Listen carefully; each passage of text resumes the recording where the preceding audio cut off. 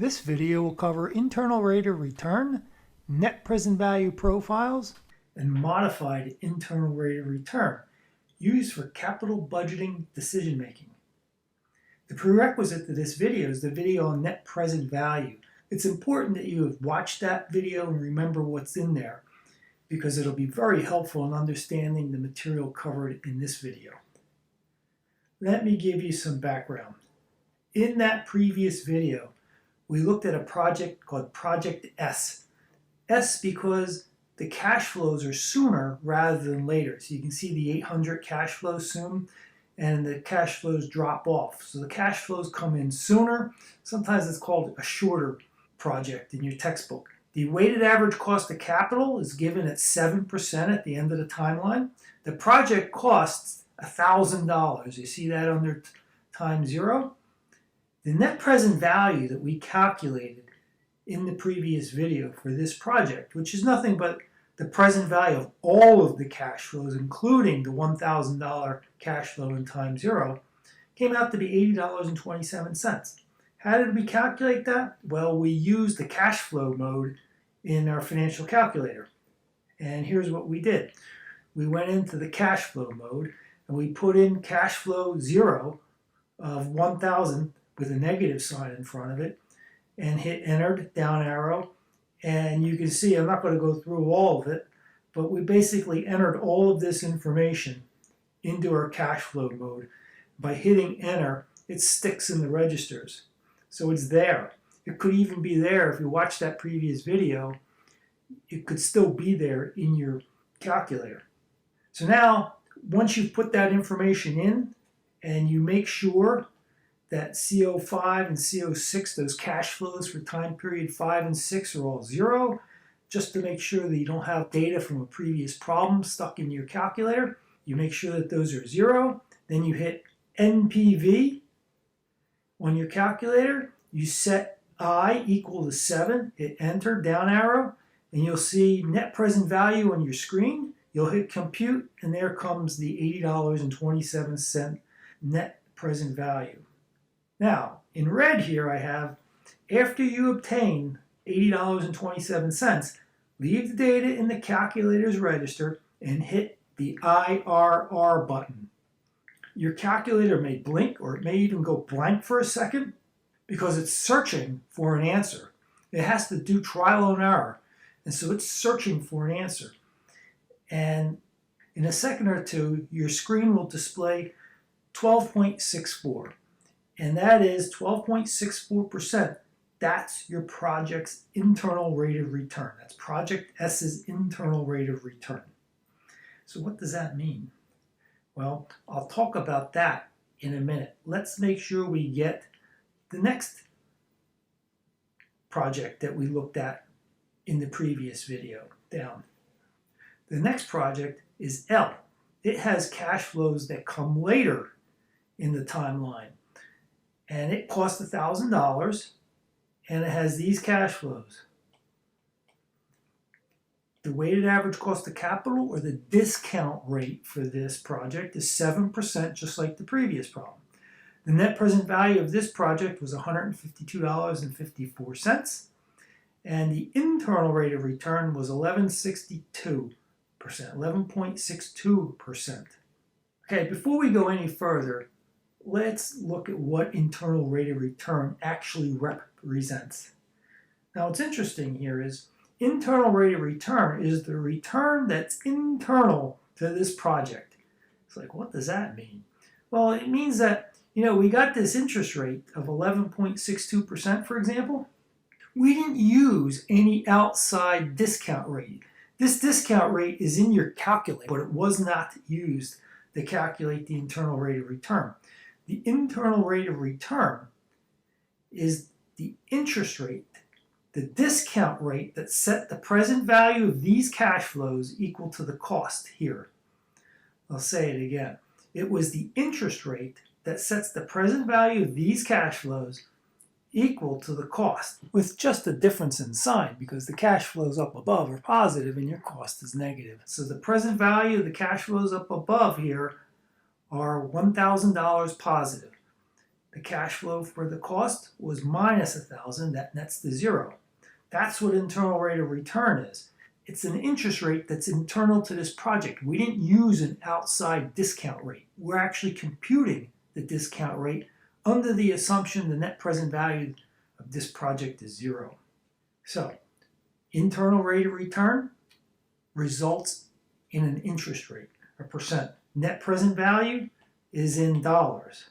Okay, percent dollars. Don't forget that because it'll be very helpful in understanding the material. Now, the question becomes, if we look at this project, is this an acceptable project? And how do you decide? Well, here's how we decide. We know that the weighted average cost of capital is this. It's that 7%. That 7% was not used to calculate this 11.62. That's why this is an internal rate of return. It's internal to just these numbers. That's what was used to calculate the 11.62%. Now we bring in the weighted average cost of capital to compare whether or not this internal rate of return or this project is acceptable. And given that this project earns 11.62%, the 11.62% is greater than the weighted average cost of capital, which is 7%, this is an acceptable project. And here's what that means.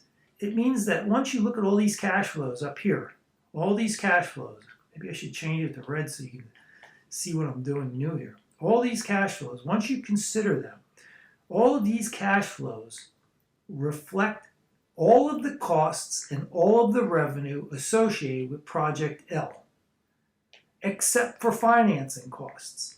So where do the financing costs come in? Yeah, the weighted average cost of capital. So we compare this return that excludes the cost of capital against the cost of capital, and we make a decision. If the internal rate of return is greater than the weighted average cost of capital, accept the project. If it is less, if the internal rate of return is less than the weighted average cost of capital, you'll reject the project because the project doesn't cover all its costs, including financing costs. So before we go any further, we have to ask the question, are these mutually exclusive projects or independent projects? That will play a role in our decision ultimately. So recall, we had in the previous video discussed mutually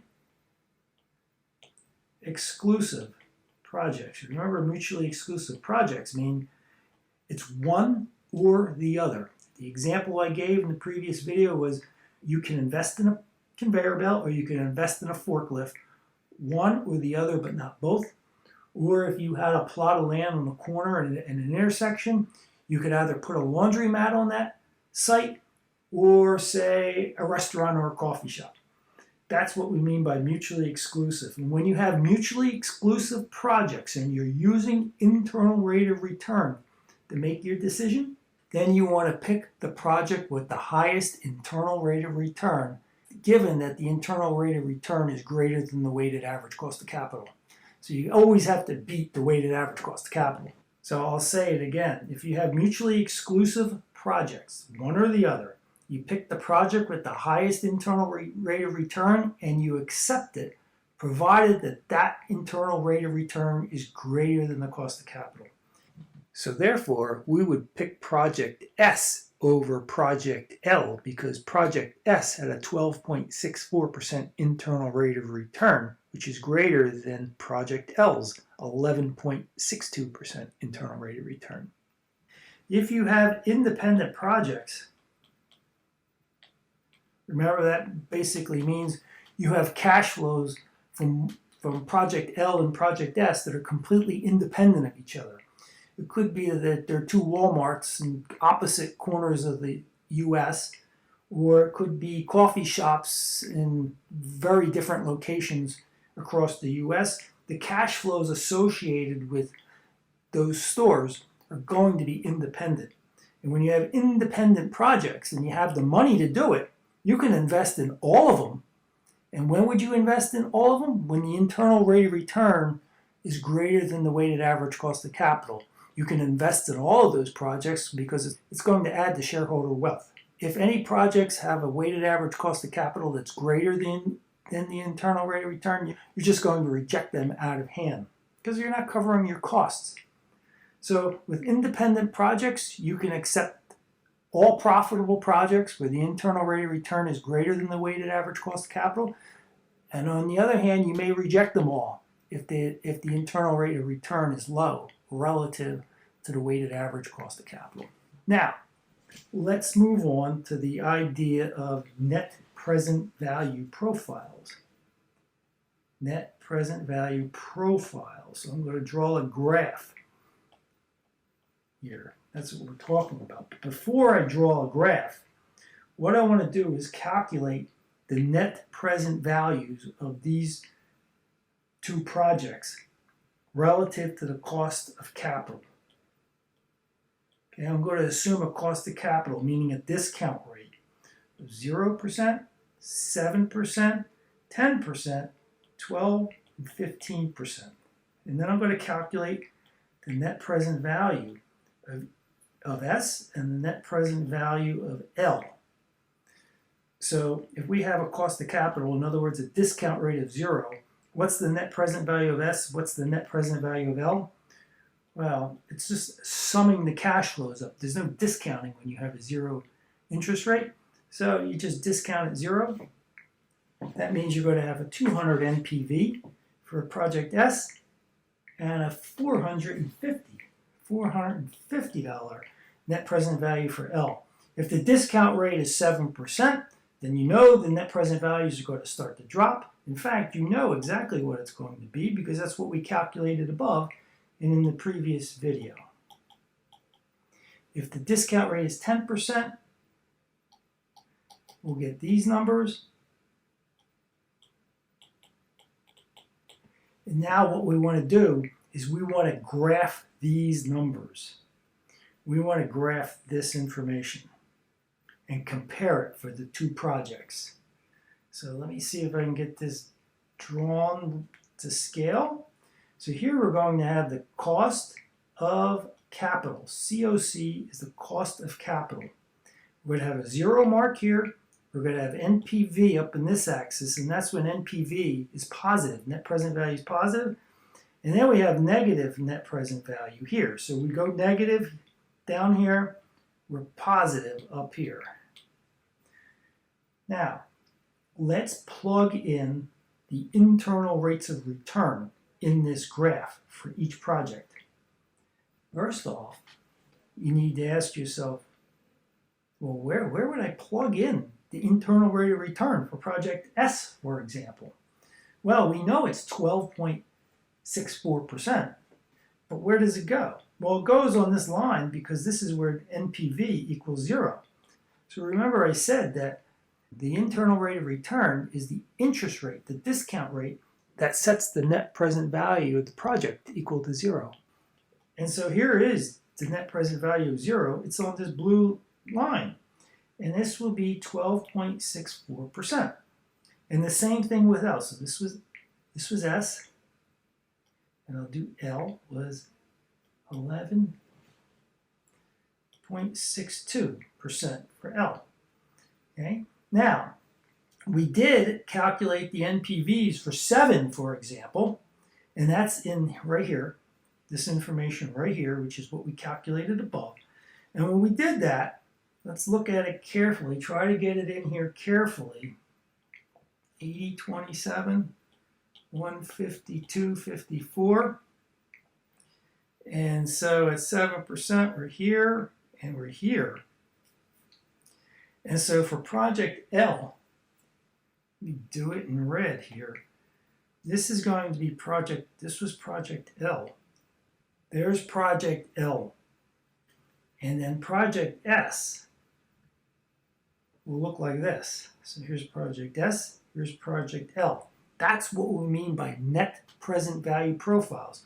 We're graphing the net present value by just changing the cost of capital. We're changing the cost of capital, calculating a net present value, and graphing it. That's what that means. But look at what we got here, though. This is the important point. It's not just graphing this. There's a story here. Look what happens. There's a point where, let me change colors here.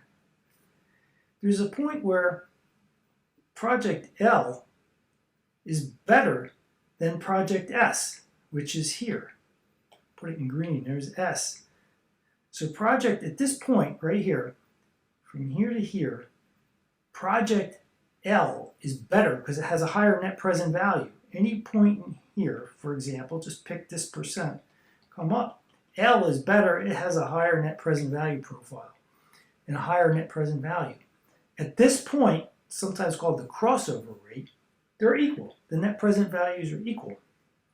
Now look what happens here. We're saying at this point, for example, we're saying that S is an inferior project compared to L. At this point, in this area, L is better. But look what happens over here. Over here, once you pass this crossover rate, S is better than L. So you get conflicting stories here. Well, which is it? Which is the better project? Well, the better project depends on what your cost of capital is. And the cost of capital in this was 7%.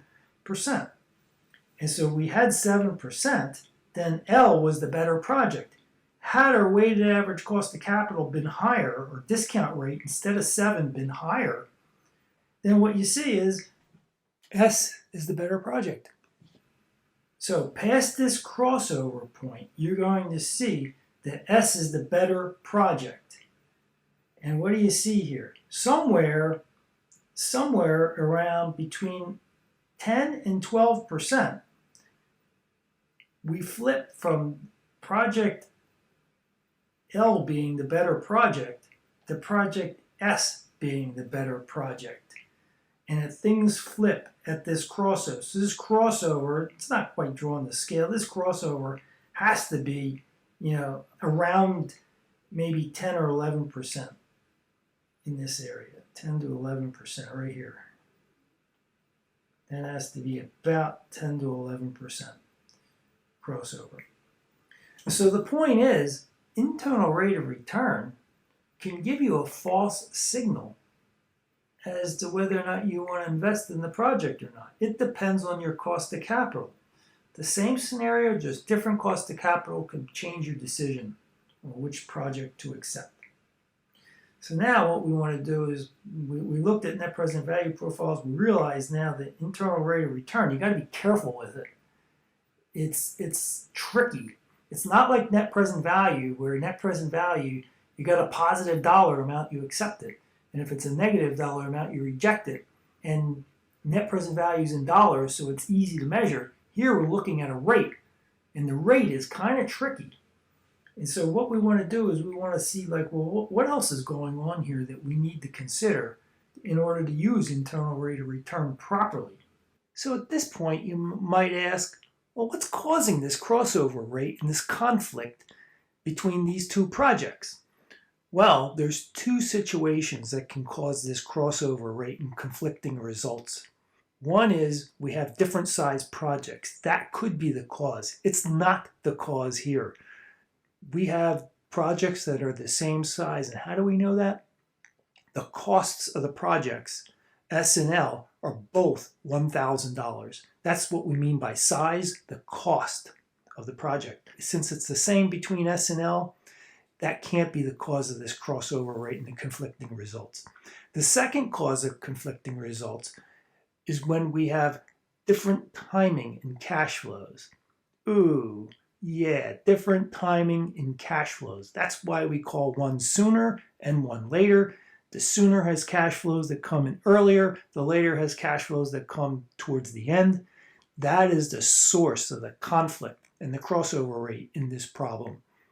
So when you have projects that have different timing in their cash flows, it can cause this conflict. So what I'm saying here is that if we have projects that have the same size, the same cost, and the timing of the cash flows are similar, we're going to have net present profiles where one is always above the other. There's no crossover.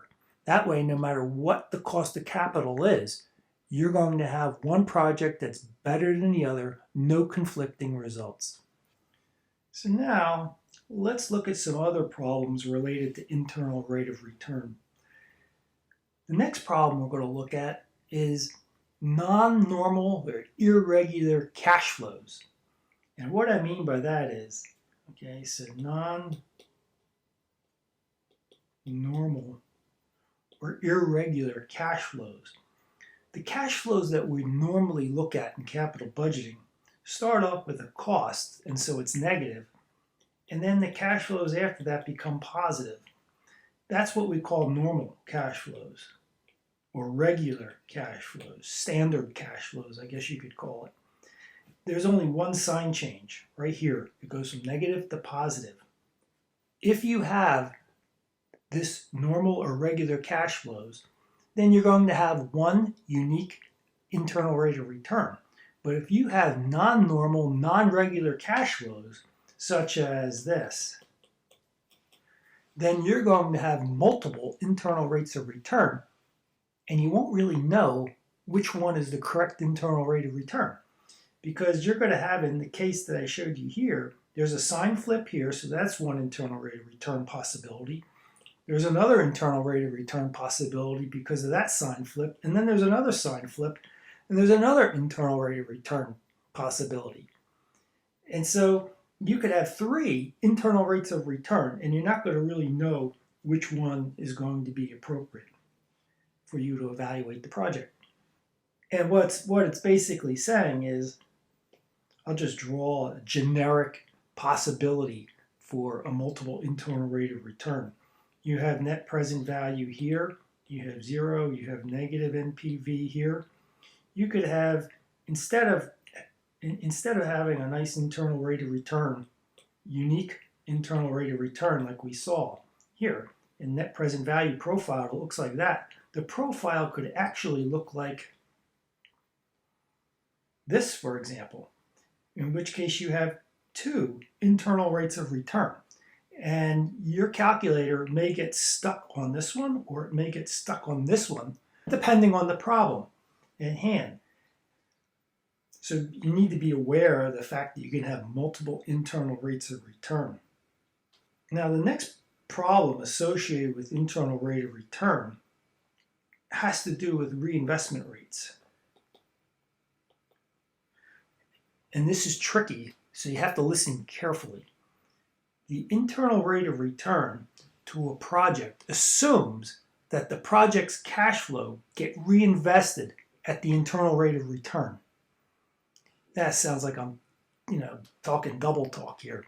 I'm saying, look, in order for a project to earn an internal rate of return, the cash flows from the project that the project throws off over time have to be reinvested at the internal rate of return for it to make sense.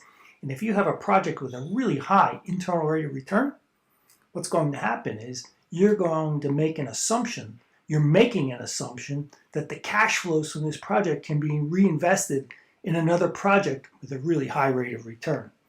Let me show you what I mean by that.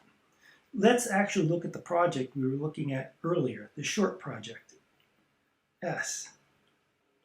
Here's the cash flows. We had an IRR here of 12.64%.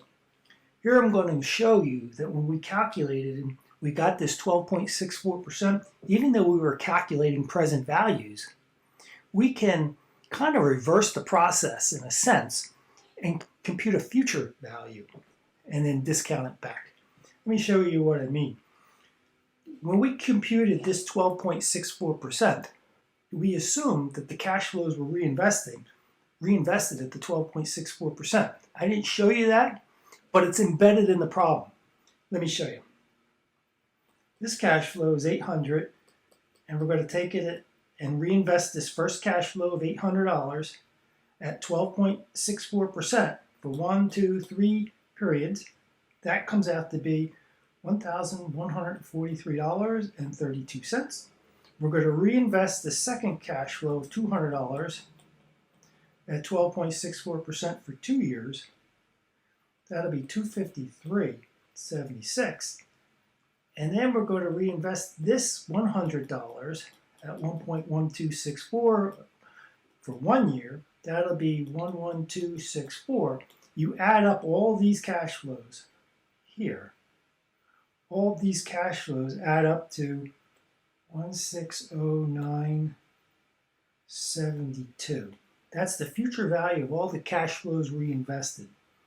Now, what we can do now with this 1609 is, look, this is a future value. The $1,000 cost, that's a present value.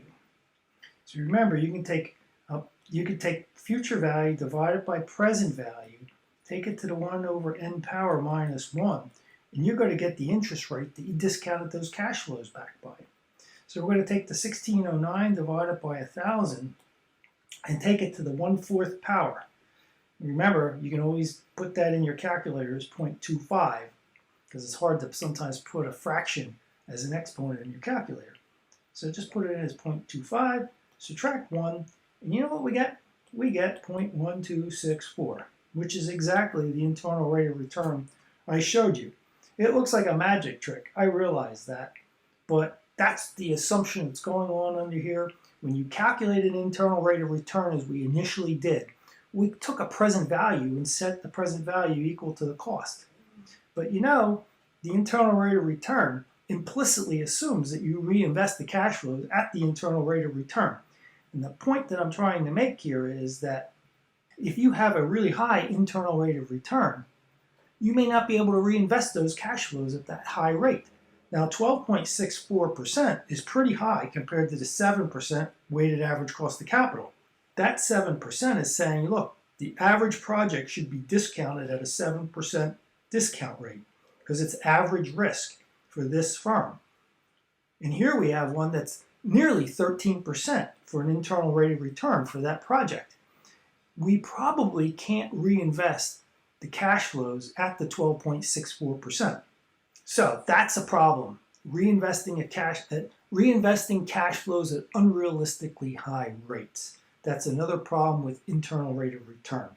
But we have a solution to these last two problems in internal rate of return. The fact that we have multiple internal rates of return I discussed a few minutes ago, and the fact that we have a potentially really high reinvestment rate problem with internal rate of return.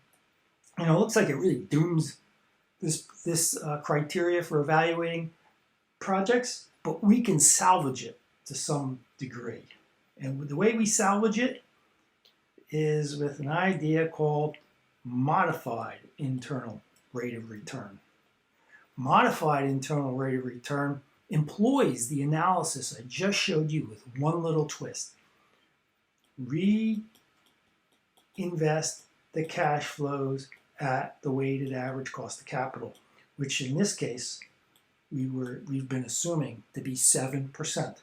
So take the same cash flows, reinvest them at 7%.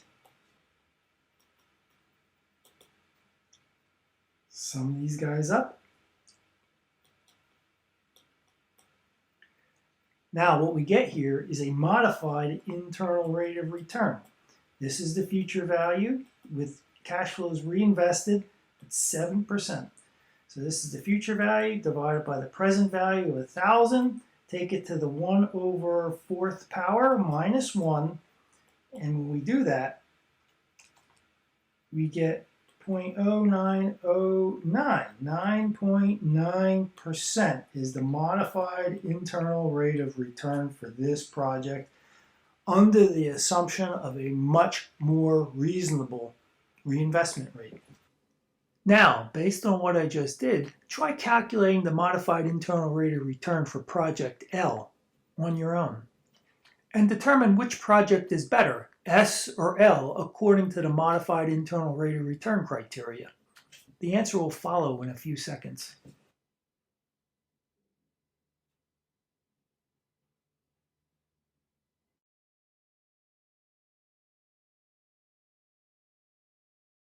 Now let's summarize the pros and cons of internal rate of return.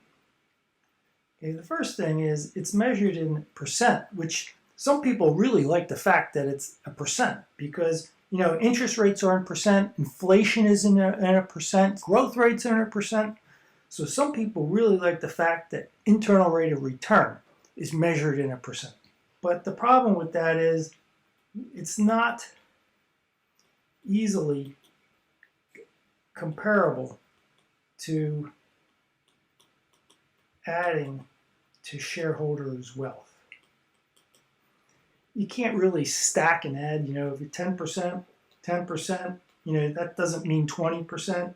But if you have a net present value of $10 and another project with a net present value of $10, it adds the shareholder wealth by $20. So percent, while it's convenient for some people, and it does make sense that it can be compared to interest rates out in the world, growth rates and inflation, it has a problem with this shareholder wealth accumulation idea. Two, we have possible size issues. If the projects have different sizes, then you're going to have crossover rates. And then you got to be on your toes to make sure that you're not conflicting and contradicting yourself. Because in some cases, depending on where your weighted average cost of capital is, you're going to have projects that look good from an internal rate of return, but they're really not. You need to compute the net present value, and you need to look at the net present value profiles. And so size is an issue. That can cause crossover rates, and the timing. So I guess we'll call that a third problem. Timing of cash flows. And so these two things cause crossover rates and conflicting results. And the results that are conflicting is, look, net present value tells you one thing to accept, and then internal rate of return says reject, or vice versa. That's the conflicting part. Then we saw that there can be multiple IRRs depending on whether or not the signs flip with the cash flows. If they're non-standard, non-normal cash flows, then you could have multiple internal rates of return. And then what we also saw was it could have an unrealistic cash flow assumption. Because if the internal rate of return on a project, let's say you have this one project and it's really cool and it has like a 60% IRR, you're not going to be able to reinvest the cash flows from that project at 60%. Highly unlikely. So you have to modify the internal rate of return. And it turns out if we use modified internal rate of return, it solves these two problems. We only have, with the modified internal return, you get one unique, and kind of redundant there, one unique internal rate of return. But I just want to highlight that fact. And then also, you reinvest the cash flows at the weighted average cost of capital, which is much more realistic. So therefore, we got like 5 problems here. And well, this can be a problem. It's also a plus to some degree. But we got a number of problems and issues with internal rate of return. And the point is, hey, it can work. Internal rate of return can be useful, but you got to really be on your toes to make sure you're not falling into a trap of multiple internal rates of return, unrealistically high cash flow reinvestment assumptions, or timing issues and scale, size issues. With net present value, you don't run into these problems. There's only one net present value. And when you calculate net present value, the assumption is you're reinvesting the cash flows at the weighted average cost of capital, the discount rate, so we're safe there. There's no issue with size. In fact, size can be really important. And I'll tell you why. Look at this project right here. We had 800, 200, 100, and 100. And we got an internal rate of return of 12.64%. Now, why don't you try putting 8, 2, 1, and 1 in your calculator along with a $10 cost and compute the internal rate of return of these cash flows? You know what you're going to get? 12.64%. Yeah. And what if you put in $8 billion, $2 billion, $1 billion, $1 billion here? What are you going to get from an internal rate of return? 12.64%. Again, don't forget to put in a $10 billion cost to the project. Oh, another hole in internal rate of return that you need to be careful of and consider. It doesn't reflect differences in scale. projects with different sizes. So again, you need to be aware of that concern. What would you rather have here? A project that, assuming you could afford this project, that has a net present value that comes from 8 billion, 2 billion, 1 billion, and then another billion, or you want to invest in a project that generates $8, $2, $1, and $1. Which project adds more to shareholder wealth? Well, obviously the $8 billion project, the big project, that's really going to add to value. So there's another issue that we have, and possible size and slash scaling problems. That's what we refer to as a scaling problem. You see 12.64% for an internal rate of return. You need to know the size of the projects before you really want to make a decision on it. Net present value doesn't have that problem, as I said a few minutes ago, because if you have a project that costs $10 billion and generates 8 billion, 2 billion, 1 billion, and 1 billion, that net present value will be measured in billions, as opposed to a project that costs $10, generates $8, $2, $1, and $1. Well, you know that that small project is only going to generate a few dollars in net present value. But they'll have the same internal rate of return. And also, they'll have the same modified internal rate of return. So there you have it, internal rate of return. A really interesting criteria for evaluating projects. It's very popular in the real world, but look out for some of its problems.